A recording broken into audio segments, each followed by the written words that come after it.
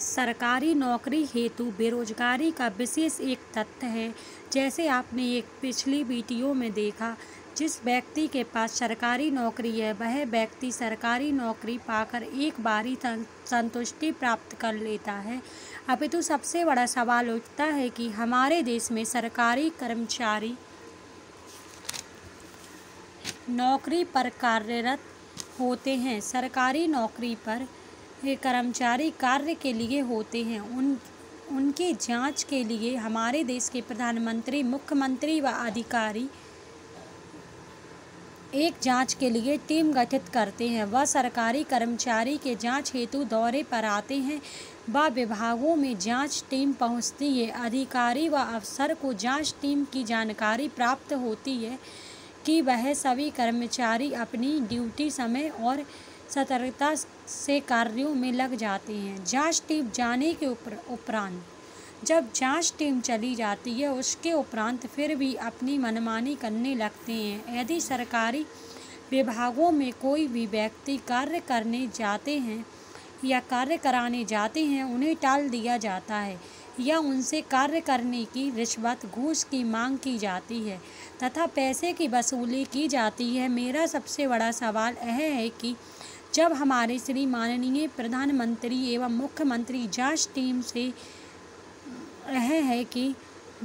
से मेरा सवाल यह है कि आपने सरकारी विभागों में कर्मचारी को जांच के दौरे पर कर्मचारी को कार्यरत पद पर कार्य करते देखा होगा। उसके बाद सरकारी विभागों में कार्य करने में मंदी आ जाती है। आप पूरे महीने भर सरकारी विभागों में कार्य को देखने तथा जांच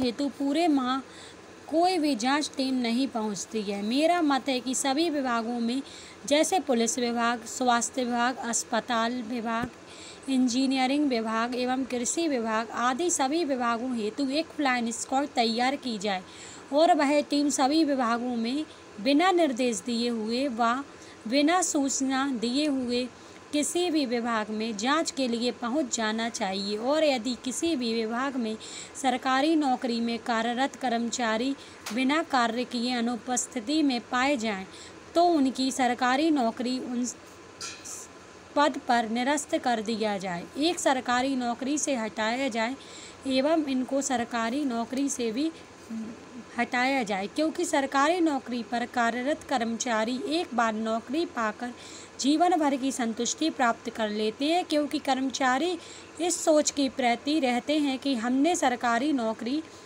एक बार प्राप्त कर ली, अब हमारा रोजगार हमसे कोई नहीं छीन सकता। जब सरकारी कर्मचारी कार्य पर कार्यरत नहीं पाए जाएंगे तो जांच टीम के दौरान इनकी सरकारी नौकरी को निरस्त किया जाए तथा नौकरी से स्थगित कर दिया जाए।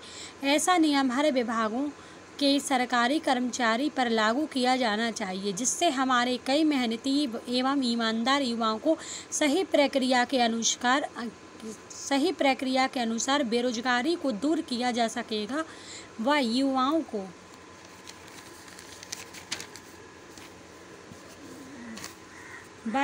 को रोजगार की प्राप्ति हो सकेगी।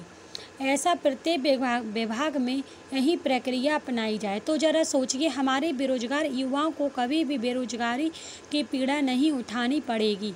तभी बेरोजगारी को जड़ से मिटाया जाएगा और जिन्हें सरकारी पदों से हटाया जाएगा, तभी बहुत से सरकारी पद खाली होंगे, तभी बेरोजगार युवाओं को रोजगार की प्राप्ति होगी।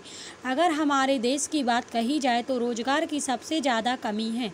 इसके प्रति हमारे महिलाओं की बात कही जाए तो इसमें महिलाओं को बहुत ही कम ही रोजगार की प्राप्ति हो पाती है तथा झांसी शहर में महिलाओं के लिए एक आधार पर एक विशेष रूप से बेरोजगारी को मिटाया जाए तथा हमारे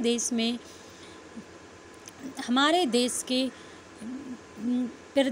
उत्तर प्रदेश तथा राज्य के जिले झांसी में एक विशेष प्रकार की प्रक्रिया में फैक्ट्री खुलवाने हेतु एक विशेष प्रक्रिया को पूरा करना चाहिए। यदि झांसी जैसे शहर में कई फैक्ट्री खुलवाई जाएं, तो इससे झांसी शहर में युवाओं को विशेष आधार पर रोजगार की प्राप्ति हो सकती है। जिससे बेरोजगारी को मिटाने की प्रक्रिया पूर्ण की जा सकती है।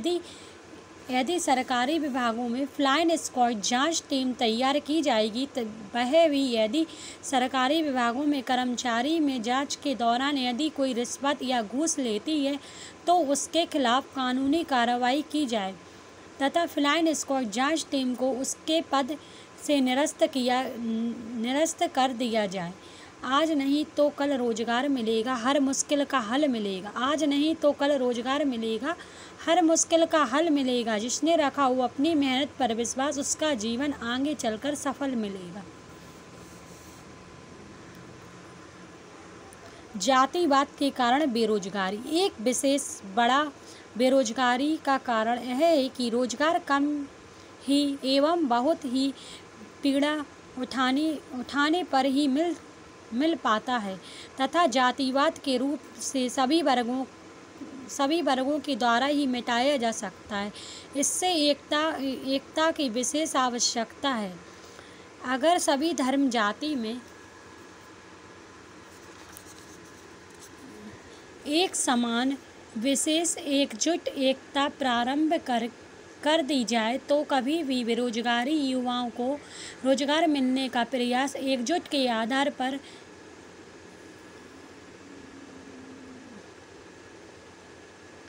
पर ही किया जा सकता है। जाति पाति का व सभी कार्यों धर्मों को एक साथ मिलकर एक अभियान व एकता का प्रारूप संगठन किया जा सकता है तथा इसमें जातिवाद का भेदभाव दूर हो सकेगा तथा समान रूप से बढ़ावा दिया जाए और जाति पाति धर्म आदि एक समान देखने एवं सभी धर्मों को एकता के रूप में सोच एक समान हो तथा किसी भी प्रकार कोई भी धर्म किसी भी के प्रति घृणा या गलत सोच न रखे। इससे जाति पाति के भेदभाव नहीं देखा जाएगा तो सभी धर्मों को रोजगार एवं सभी धर्म के युवाओं जो कार्य के प्रति समर्पित हैं और बेरोजगारी को मिटाया जा सकेगा। सरकारी स्कूल के बच्चों में मानसिक सामाजिक बौद्धिक विकास की कमी के कारण बेरोजगारी पर प्रभाव। सरकारी स्कूलों में शिक्षा के आधार पर अध्यापक एवं अध्यापिकाएं सही से मार्गदर्शन एवं शिक्षित का एक विशेष प्रकार से निर्णय ले तथा बच्चों की शिक्षा में सरकारी स्कूलों में ज़्यादा से ज़्यादा शिक्षा के प्रति जागरूकता के बदले में बच्चों को मानसिकता एवं बौद्धिक क्षमता में कमी का एक विशेष कारण है तथा सरकारी स्कूलों में शिक्षकों को एकजुट होकर बच्चों की शिक्षा में विशेष ध्यान देना चाहिए क्योंकि वह जब शिक्षा पर विशेष ध्यान दिया जाएगा तभी हमारे सभी शिक्षक एकजुट होकर विद्यार्थियों का सही पोषण युक्त एवं सही खान पान की जानकारी विशेष आधार पर ही देनी चाहिए तथा शिक्षा सही मायने पर ही किया जाना चाहिए कि प्रत्येक बच्चे को सही एवं पूर्ण रूप से विद्यार्थी को शिक्षा ग्रहण कर सके तथा कोई भी विद्यार्थी आगे चलकर रोजगार पाने के अवसर को प्राप्त कर सके। इससे बेरोजगारी को भी मिटाया जा सकता है।